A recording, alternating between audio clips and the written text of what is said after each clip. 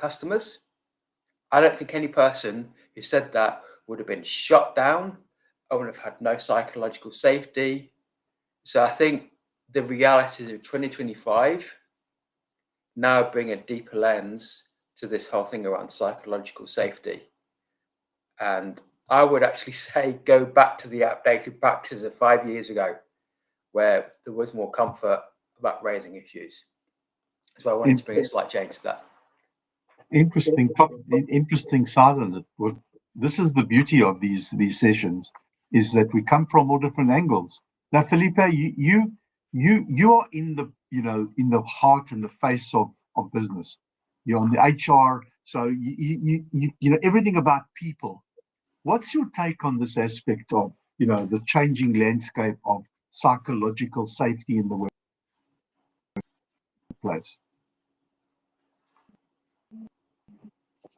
Were you asking me, Roy? Yep.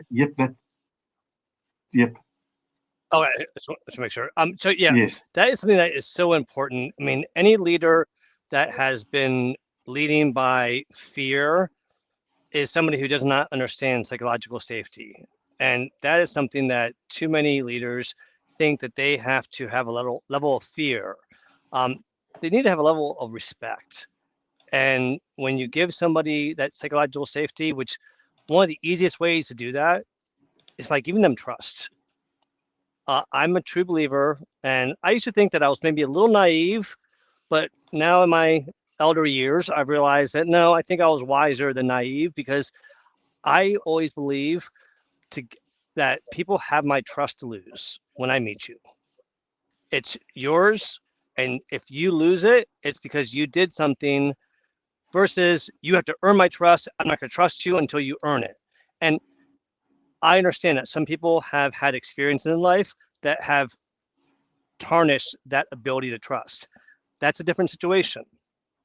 But if you have not been tarnished, then I'm a person that I believe I'm going to give you my trust until you lose it. Now, if you lose it, it's going to be very hard to get back. But that goes back to the whole point of psychological safety, is that I want to create that. I know how it feels when I'm trusted and how it impacts my psychological safety. So I want to do the same thing for others. And it really makes me wish sometimes I was more of a psychologist, so I could analyze the CEOs and the leaders who just really think that the fear and intimidation is the way to go, to figure out what happened to you in your life that made you this way. And that's the part of my curiosity that wants to figure that out, which I don't have time to, unfortunately. Well, Felipe, it's strange that you say that, because ever since I've known you, there's one thing that I've always been amazed about, more so because it's just such a standout factor and feature, is that you are probably one of the most empathetic people that I know. So, I mean, if that's not the best kind of HR manager, leader, whatever way you want to look at it, then surely that is the key element of people dynamics, is being empathetic. So I just wanted to recognize that and say to you that, you must be one of the most incredible. I really appreciate you saying that. And I'm saying it because I mean it. I think that anyone that falls under your leadership at work is extremely fortunate, and I've no doubt that your CEO of your company has recognized that. The other word that I wanted to throw into the mix is not being afraid of being vulnerable as a leader, because this is vulnerability is seen as a weakness in so many situations, but it doesn't have to be. If you are seen to be vulnerable, not because you want to show your soft spot, but because you want to effect change and you want people to be part of that process, then vulnerability is a strength, surely. Mel, what do you reckon? You're in a Mel lane. I think there's a balance between vulnerability and transparency. And an example would be we were talking before about psychological safety, and someone I was having a conversation with who was required to return to the office, and it was really messing with their psychological safety because the office is filled with cubicles and people can approach you from all sorts of directions. They have no idea sometimes what you're working on. Sometimes they're there because they have a question. Sometimes they're there to be social. Sometimes it's just a check in. But I think vulnerability, we're back in the courage and curiosity lane that Martin built because some because of different levels of diversity, different identities. I've got a dear friend, 19 years. Vulnerability is not part of the skill set that she brings when she goes to work. It wasn't something she was taught as a child. It wasn't something she was taught in school. She wasn't taught it at home. And as a leader, it's not a natural part of how she shows up at work. We have the images of, and Martin mentions it, whether it's the 5 years, the decade old invitations of how we're supposed to show up as a leader. Leaders are supposed to be strong. Leaders are supposed to be full of knowledge. And in some cases, and I appreciate a recent conversation with an amazing guest, I showed the box of tissues that's nearby. Most leaders are terrified of that because they think that people can see holes in the armor or and and there's a risk there. And I think just like with safety, allowing people to define how vulnerable they want to be, whether they want to be vulnerable privately or publicly, and and sometimes how close they want to hold it to the vest. So I want to thank you for bringing up all these really cool words, but the vulnerability part, it can be really hard for some based on their prior experiences and whether they've ever been exposed to trauma or not.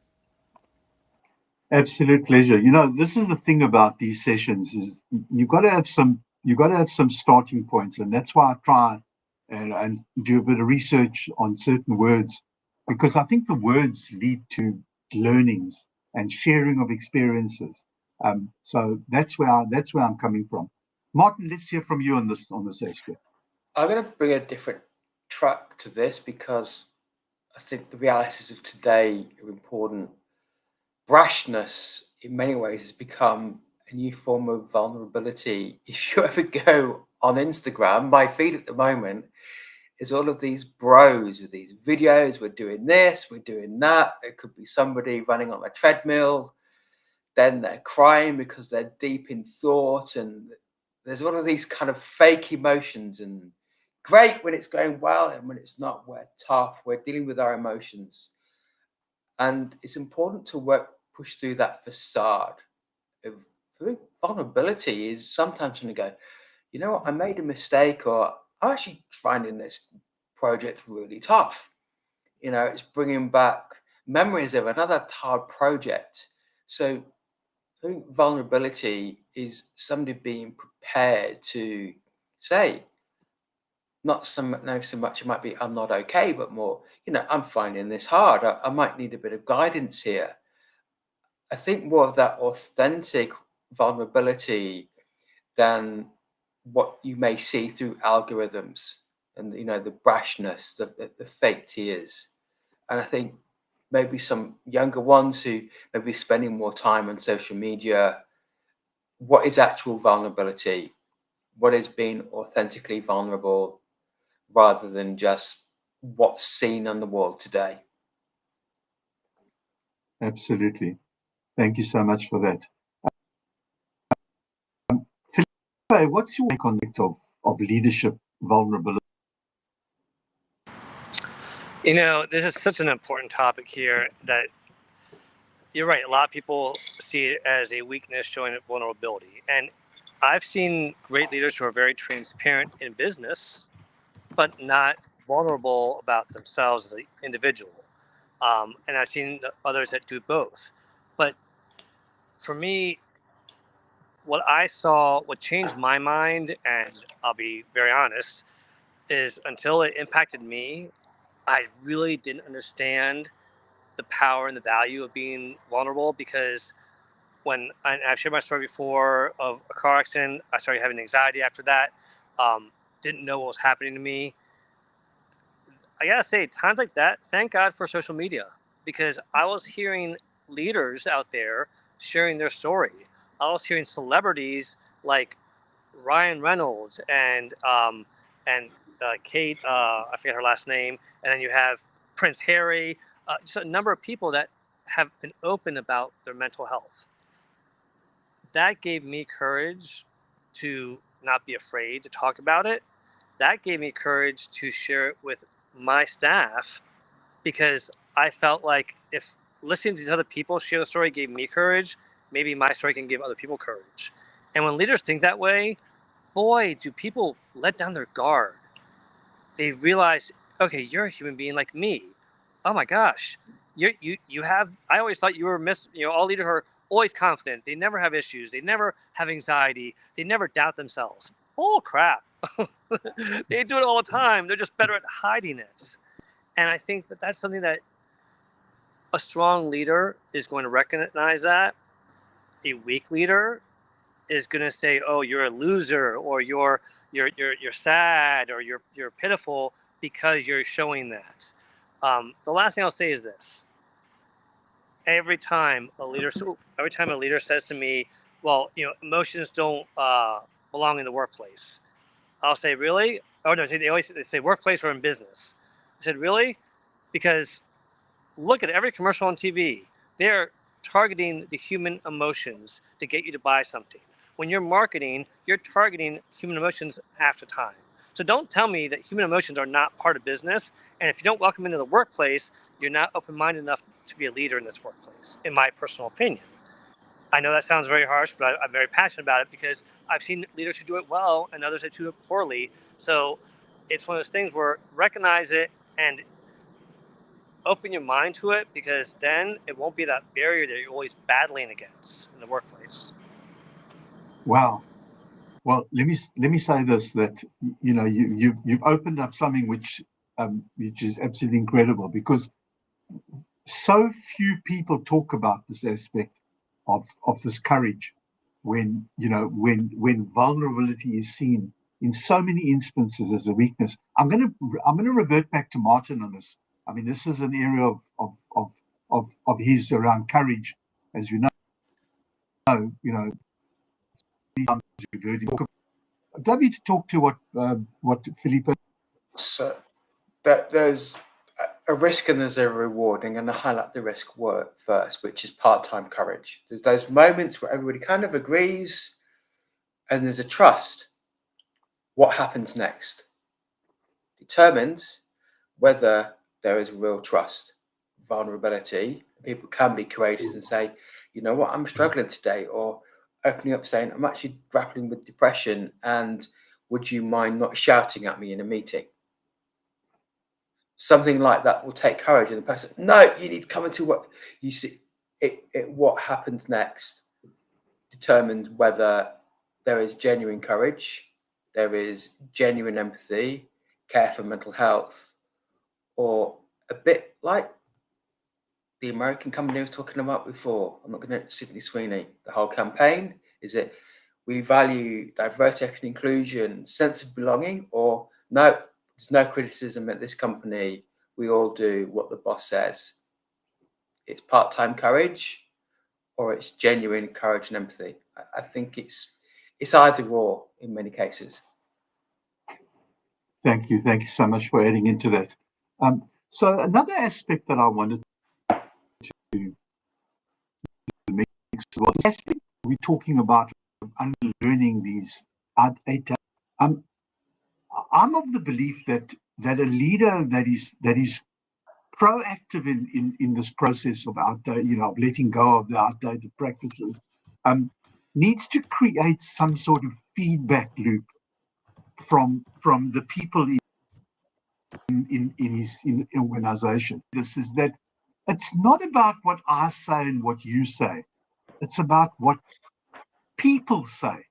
And the minute you create this kind of looping feedback, what you're doing is you're including people in change.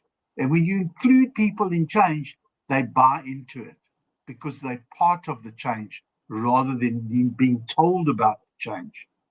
Martin, I know you're leaving pretty shortly, so I'm going to go to you first, and then I'm going to go to Mel and then Felipe after that.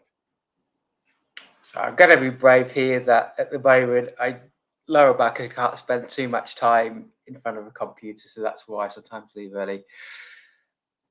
It's just ongoing communication. It is, what are the right forums to have the communication? Is it one-on-one meetings? Is it team meetings? Is it 5-minute chats by the lift or going for a 15-minute coffee? It's actually getting that kind of feedback and that ongoing conversation, which is where I personally find companies get the best feedback. Plus the anonymous, I think the anonymous surveys are helpful because people can actually share without fearing, but just that ongoing, regular, more casual conversation where people can be okay.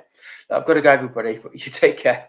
See you, Martin. Bye. So, Mel, what's your thought process on this? Encouraging this feedback as a process. I think changing our availability so that we're always welcome to it. So I'm a believer in feed forward, which basically is feedback sometimes is historical and it's about something that happened in the past.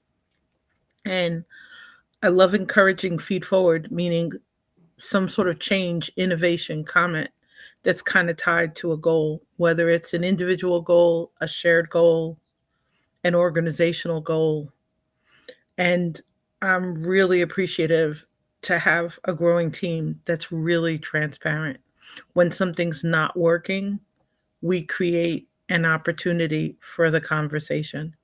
And sometimes if you're in an atmosphere where everyone has the permission almost to invite a meeting, the same way Martin was just mentioning from a whistleblower perspective, when someone has something that may be perceived a little bit as less than positive, we need to offer them an opportunity to kind of lead in and invite the discussion and invite the conversation. I think it ties back to Martin's got these amazing pillars of courage, and as part of them and part of being around Martin more, I'm inviting my team to always speak up, whether it's in chat, whether it's to call a meeting, whether it's to say something is not working, and to bring kind of an innovative viewpoint to every interaction. It encourages open communication. It encourages brave communication, and to let them always know it is always welcome. And I think we have to invite that. And sometimes in some settings, in some formats, it's not built in. I'm a believer in a meeting. There should always be a miscellaneous. There should always be another, because somebody's got something that we need to know as leaders, and to improve the flow in the cultures in which we operate. Thank you so much. Okay, as you can see, this is a very, very, very rich conversation, and there's so much to it. So, Felipe, your feedback or your comments on this whole aspect of the feedback loop. So for me, this is something that I've practiced. I said earlier that I trust people until they give me a reason not to. And whenever someone new comes to work for me, in any of throughout my entire career, I've always shared that philosophy, but I've also encouraged, and I say this to them on a regular basis, to the team, to make sure that they all know, challenge me. I tell them, challenge me, always challenge my ideas. If you think there's some concerns, you have a better idea, whatever. However, understand that I will probably change my mind on average 30 to 40% of the time based on the team's feedback in the past. However, whatever we decide, I expect everyone to support that decision moving forward. So if someone has a good idea and change my mind, great. But if I say thank you, I appreciate the ideas, but I still want to do it this way, to support that too. And that's something that, along with that openness, there's got to be those expectations. You've got people know, because I've made the mistake of not laying out the expectations, and someone got a little bit too comfortable and started yelling at me one time. Like, whoa, okay, I know that I welcome an open atmosphere, but you are not going to yell. And they're like, all right, I'm sorry. Like, they apologize for a week. But the point is that sometimes there is such a thing as being too nice, and you have to say, look, I am happy to be nice, but I do have a limit, and if you cross that respect line, I'm not going to be as nice. And so, and I think that's something that people respect at the end if you mean what you say with welcoming challenges. If you immediately get defensive every time someone challenges you, then you don't mean it. And that's coming from someone that knows how to get defensive about things, okay? But that's something that I always want to hear, that different opinion. Hola, Elia. I always want to hear that, because if I didn't think about it and I put out something and someone's like, oh, that would have been so much better if you'd done ABC. And I'm like, oh, crap, I didn't even think about that. It's, it's not about your ego. It's to your benefit. And wise people always say, you surround yourself with smarter people. You welcome new ideas. It's because it makes you better. It makes your idea more solid because you thought of all the different angles. People poked holes through it and it was still standing. And that's what you want. But if you're too afraid of that, you're going to fail more than succeed, in my opinion. Absolutely. Um, just on the back of what you're saying, Felipe, I think, when we're in a position and, we show vulnerability and we enable Bubble to get this feedback, and then you have people that, that fight against it. I always remember somebody said to me, in a clubhouse room, you know what I respect about you, Roy, they said, is you're firm, but you're fair. And isn't that just the essence of boundaries? Is you don't have to be firm without being fair, and you don't have to be fair without being firm. But if you can combine the two, people know where they are positioned. You can do this and you can do that. But if you step out of this boundary, I'm not talking about me, I'm just saying generally, you're going to be brought back into line. And that's where the firmness comes in. But the fairness comes in that you don't overstep the mark of being too firm, if I can put it that way. Welcome, Ilya. I know that I know I say this every week, but Friday has got to be just that balancing act for you. And there's just so many to do. You can turn up for 1 minute of this show. So we're thrilled to have you with us. Love your smile. You know that you're a firm favorite of all of us. So thank you for joining us. And we're talking today about unlearning and letting go of outdated practices. So if you're ready to contribute or give us some sort of insight, that'd be great. And if you want to wait a little bit, also that's fine. But let me give you the mic as a start. I can't hear you.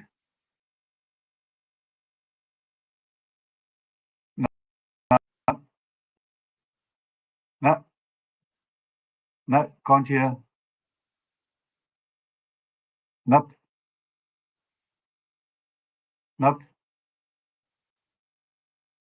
Okay, no problem. Put your hand up when you think you may have overcome it, because no, I can't hear you at the moment. You want to try one again? No. All right. Okay, no problem. Okay. All right. So the other aspect that I wanted to speak about in this aspect of letting go of outdated practices, and I know that you're all going to be nodding your head when I say the word micromanagement. Look at Felipe's reaction. Micromanagement. This is a topic. I know that this is almost like opening a can of worms up, but the reality is that leaders should understand that the days of micromanagement are over. people are responsible. They're respectful. And so I think this is one of the outdated practices that we should consider. So let's swing around. Can we try and see if you've got some sound, Ilya? Nah, still can't hear. Okay, no problem. Okay, we'll spring around. Okay, Mel, what do you reckon on this stuff? As you can see, I love Felipe's reaction because a shiver and shake. I really had the shiver and the shake perspective. You reminded me of a former employer and of employers before them in leadership, where they felt that the need to kind of be a fire breathing dragon over our shoulders was the way to live and the way to learn. I I worked with one boss. He felt unless you were sitting in his office taking notes that he didn't have a good handle on how you were operating. And all it did, other than micromanaging, was add like hours to our workday. And I think sometimes too that micromanagement, some people are really visual and it's hard for them to communicate. In the old days in the garment industry, we used to call it FaceTime, where you had a certain number of hours that you had to appear in the office, that you had to be visible, you had to arrive early, you had to stay late. And the micro part, I think, is where I'm caught. I kind of felt like you had just thrown a bucket of ice on us, Roy. So I want to thank Felipe for for shuddering for us. You sent me to Positive Intelligence PQ reps for Sage Steps for the mental fitness coaches like Teresa in the house. So thank you for that. Felipe, convert your shuddering and shattering into words. So micromanagement is a trust killer, in my opinion. I don't know why I'm being very frank today, so I'm just gonna be frank. In my opinion, people who enjoy micromanaging don't have enough work to do. All right, you need more things to do, and that's why you have time to micromanage. Because in my opinion, and here's where I do have a line, I do micromanage sometimes. I have that micromanagement tool in my toolbox.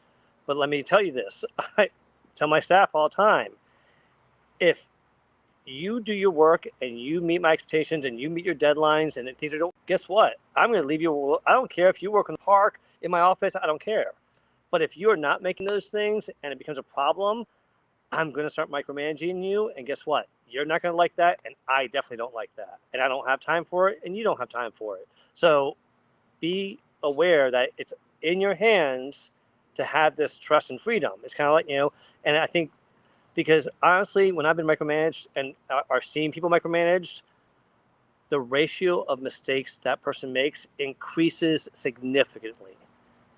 I don't have the data numbers behind me, but it is something that I have seen it time and time again.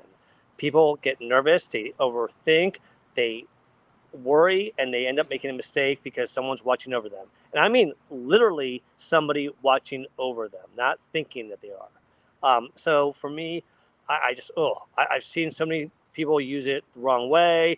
Have you seen people do it because they're control freaks or their title's gone to their head and they think, well, this is what I'm supposed to do? No, it's not. And part of that problem sometimes is lack of training and understanding what a leader's role is.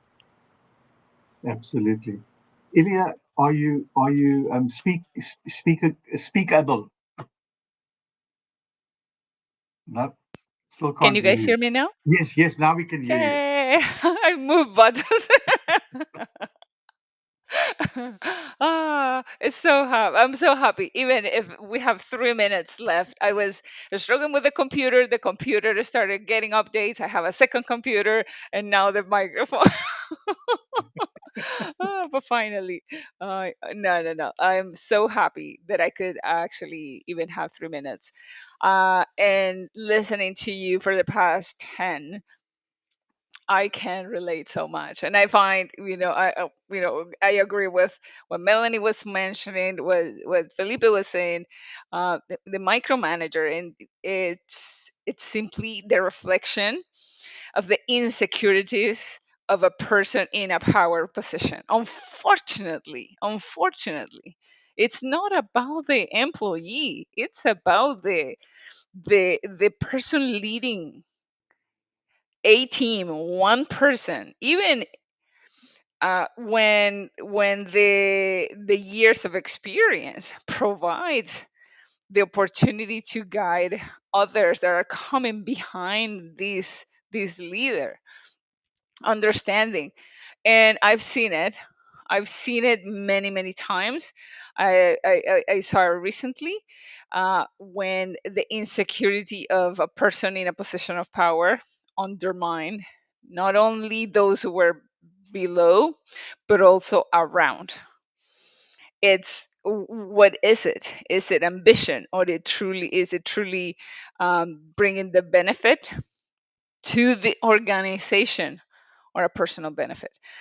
So, in a very objective way, finding yourself in a situation like this, it truly is frustrating, and it makes, the saying, or I believe it is a fact, that people do not quit companies. People quit bad managers, bad leaders.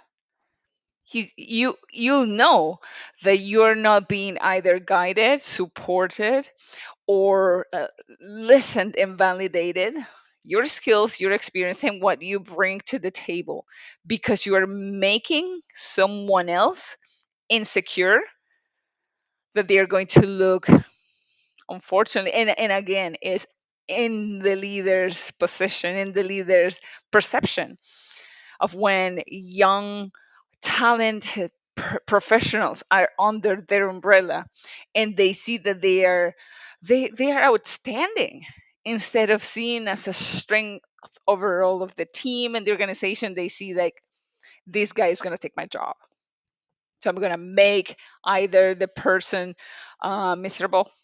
I'm going to make their life, unfortunately, very difficult, so that I am seen as the person who is trying to solve the problem, or trying to remove this person out of the team, because I don't like what they do. I don't like their energy. I feel, and I see it. I see people, women, men, young professionals, older professionals, with such an energy, vibe, and light, and they are under people who can't stand the authenticity, the unity, the community these professionals bring. These professionals unify the the teams, departments, and they say, I don't like it. I want to remove it. I prefer situations and environments at work to be nice and dry, because I can't stand this. Well, I got to say that even though you've been here for a short space of time, you've certainly made an impact in what you've said. That is for sure. And isn't that just the beauty of these sessions? Is that insights that are shared are sometimes more powerful than other times. But thank you so much for sharing that. That is just so true. So what I'm going to do is, because we have come to the top of the hour, is I'm going to give each of you an opportunity to share your last thoughts around this aspect of outdated practices, of how to unlearn them, and maybe just an insight that you'd like to highlight. So let's start with Mel, and we'll go to Felipe, and we'll go to. I love what Ilya just said, because she reminds us, in leadership, there's an opportunity for guidance, there's an opportunity for true collaboration. You have an opportunity to hear your people, see your people, feel your people, and spend some time to understand them. And I think if we spend some time in that lane of learning to listen to those whose voices sometimes aren't valued, there is the opportunity. to learn and learning to truly listen. Fantastic. Felipe, last thoughts. Sorry. Last, I echo what everyone's saying. At the end of the day, a true leader is going to look at the things that they do well, but also things that aren't their strengths. Because when you surround yourself with people stronger than you, ideally you're tapping into people who have other strengths. I rely on my team to say, hey, you know what? That wasn't. You could have been a little more empathetic about that. You came across a little bit like insensitive, and I think they're a little upset. Or hey, you know what? You're being way too nice. I think as a leader, you need to be a little sterner about this and set the expectations clear. Leaders need help too, and leaders need to be reminded. And what I love about a good team is when I said earlier I encourage them to challenge me, it's because in a way that allows them to have my back too. Saying, "Whoa, wait, don't do this. It's going to upset somebody." If they don't feel comfortable saying that to me, if I don't create that, it's going to be really sad. So, yeah, I think those are my final words. I will say that I apologize for moving around so much today. I'm trying to turn my backyard into a engagement party for my daughter tomorrow. so, Ooh, so that's why I have tables and chairs and everything behind me. amazing. Awesome. I will say, clean up the backyard does a great thing because that back corner used to be full of crap, and now it's a nice little area that has like lighting and a little seating area back there. So I don't know. now, but yeah, it's been great. Thank you, Roy and Mel and Ilya. It's always great to see you all. And Same to you. congratulations on the engagement party. We've no doubt it'll be a super, super party. That's Ilya, right. you want to Yeah, leave us she's the actually last. the one. She's actually the one who is the book that I showed you last week, the Miranda and Max book, children's book that I have coming out next Oh, week. right. It's actually her that's getting engaged. So it's kind Oh, of wow. timely that they're Amazing. both coming out around the same time. Amazing. Congratulations. Lots of warm faces and hugs. Ilya, leave us with your last thought. Yeah, heartfelt thank you for even, allowing me to have this 5, 10 minutes, five of them with no microphone. But I see Kenneth, Michael, Daniel, Meryl, Dries, and Jeremy sharing such a great insight. And that summarizes all this conversation. You gotta embrace change, evolving as a person, as a professional, as a leader, and overall as a human being. When when the alarms, and sometimes the alarms are the people who are, expressing discomfort to you, are showing and showing and showing, that can tell you something, that it's not them. It's something that it needs to, that they are flagging, that they are identifying in you. So I see and I feel inspired by leaders that are so imperfect and they show themselves as imperfect because they know that every decision and words that are shared publicly with their teams or and with organizations, with youth, will impact others. So understanding your own flaws and defects, and the eagerness to listen and to evolve into a better, and you can, fill in the blanks, better person, better professional, better manager, better husband, you name it, create better wife. You can find, that the gaps will always show. There will be a work in progress, but uh undermining your quality to guide organizations towards success, to guide teams towards success, it shouldn't be a matter of you seeing everybody else as a threat, everybody that comes with, better skills. And right now, my kids might have better skill than I have in some areas. Teenagers will have better skills than all of us in some other areas. What we need to understand is how we can guide those, this talent that comes with so much information, intelligence, into a great organization, into great goals, into achieving whatever you want. Because I know that, we are all good at something, but we're not good at everything. So let go of, the old precepts, the old concept, everything that you've learned, unlearn it, and be open to sometimes be guided by young people too. Thank you so much. And my last two words that I want to just highlight for me, which are really, the essence of this conversation, is the word agility and openness. The agility to be able to embrace change, the openness to take criticism, the openness to embrace people when they're giving you feedback. So I also wanted to particularly thank our hosts, Mel, Ilya, Martin, Felipe. Thank you so much for everything that you join us and the contributions that you make. I want to thank our master connector, Merrill. As you know, I mean, anyone that knows anything about Merrill knows that he just shows up all the time and invites people and gets the comments going. And then, needless to say, the amount of comments that we get. I mean, you can see that we almost get 100 comments in a session, which is unheard of. And it's because people feel that they're safe to be able to make these comments. And some of them are great, and some of them doesn't make a difference what they say, but people feel comfortable to share. And isn't that what we want to be able to achieve? So you'll see us back here next week, 5 p.m. Eastern Standard Time, with another session of Disruptive Business Leadership. We hope that you've enjoyed it. We hope that you've been enriched by it. We hope that you leave with some aspects that you believe that you can implement in your life, and hopefully action. That's probably the last word. Action something if you think it can better your environment, your workplace, or you. Have a super weekend, everyone. Have a wonderful engagement. I'm sure that it will be absolutely super. Again, 5 p.m. Eastern Standard Time next week. Have a good weekend, everyone. Bye. Bye to you. Adios.